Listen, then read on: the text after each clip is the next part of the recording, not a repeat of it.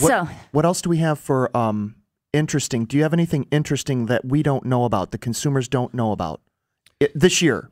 You know what I mean? Right in the spot there, huh? Sorry, I'm just like that. Anything interesting within the mortgage industry? You know what I mean? Like something that's big change stuff that normally nobody would know about. You know, outside of just tighter regulations, I think the biggest thing to watch, in my opinion, is the November elections. Oh.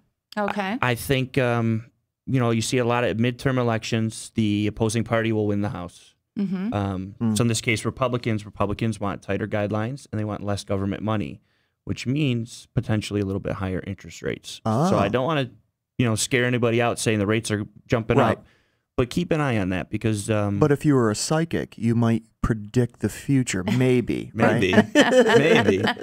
But yeah, I would keep an eye out. I'm not saying significantly, but you know, Republicans typically try to get less government control. Don't want to put as much government money out into the market, and I think that you know, you could see interest rates tick up a little bit from where they are now. Personally, I believe we're going to have huge inflation in a few years.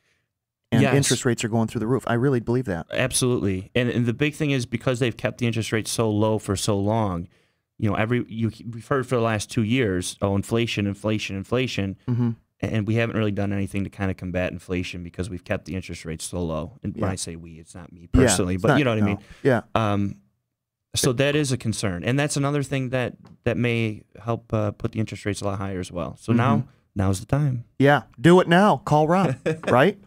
First Rochester. How'd you get into the mortgage business anyway? What interests you about it? Are you a finance guy or what's your story? I started in finance for a local company. It was a subsidiary of a bank. So we did a lot of refinances, and I actually worked my way through the ranks, became a branch manager, and kind of saw the writing on the wall where the mortgage industry was going, and I really wanted to have the flexibility and freedom to offer more than just, you know, your cookie cutter programs.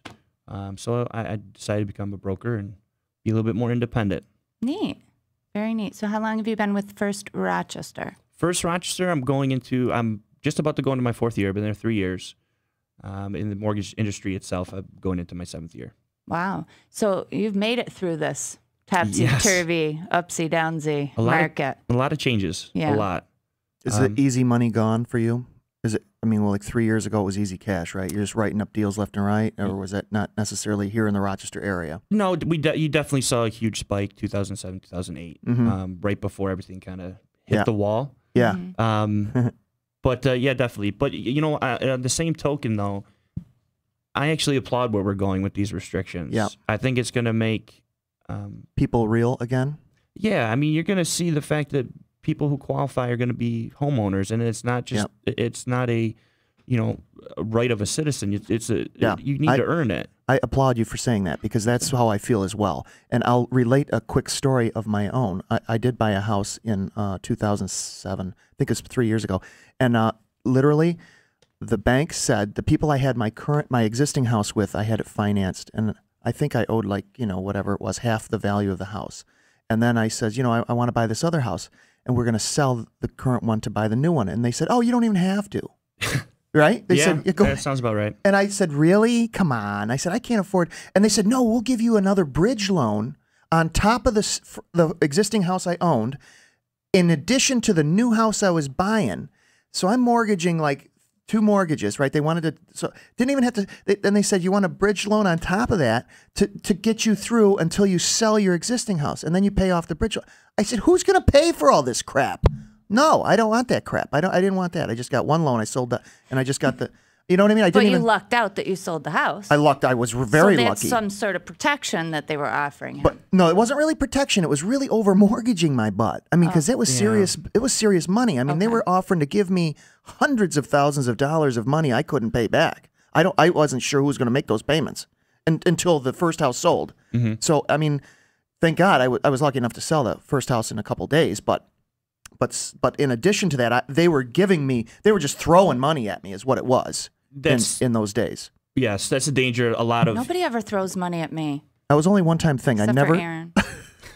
I try to get my wife to throw money at me. I walk around in a G-string a lot at night on Friday nights, and I try to get her to throw. It doesn't work. I think I got to get a younger girl or something. Maybe, no? The older one. I'm not sure. Anyway. Maybe you should just put some clothes on. Grow a beard. Maybe she'll throw money at me then. That's what I'm thinking. Okay. All right. First Rochester Mortgage. We've been visiting with Robert Everhart, Yes. mortgage consultant. And I have a quick question for you. Okay. Are you married? No. No. Are you single? No. What's your Facebook status? In a relationship. Yeah. Damn. It's complicated. You know, I hate that. complicated. You know the ones that it's complicated? I don't know. I don't get it. I just want to let our listeners know you can go to firstrochester.com, click on Robert Everhart, and you can see his picture.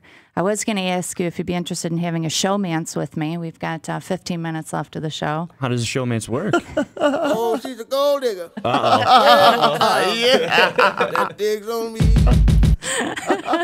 The showmance works like we date just during the radio program, and then it's over with after that. Do you think your girlfriend will be mad? Do we have a commercial to go to, I think, or how does that work? I think. Oh, that's my new thing. I had a showmance with the producer last week. Aaron was off, and he had this 20-year-old kid, and it was perfect. So we showmanced. Okay. It was great. Good thing my husband trusts me. Yeah. One would hope. Anyway. Or he just doesn't listen. One of the two, right? Actually, both. Yeah. No, he listened to that pool day. He was He mad that listened day. on the pool day. You're we were putting in a talking pool. about getting a pool Okay. and the value that it adds to the home. Yeah. You know, the value, right? Yeah. The investment. My husband's an investment. Okay. And so everything's got to be an investment. So I'm trying to figure out what the difference is between the country club membership and the pool and where the investment. I don't know. I don't get it. Just me. Anyway, folks, we're Property Source Radio. We're talking real estate, rentals, home improvement. Specifically, we're talking mortgages today with Robert Everhart, and he is from the First Rochester Mortgage Corporation. When we get back, I want to talk about the loan process. Okay. Sound good? Exciting. All right.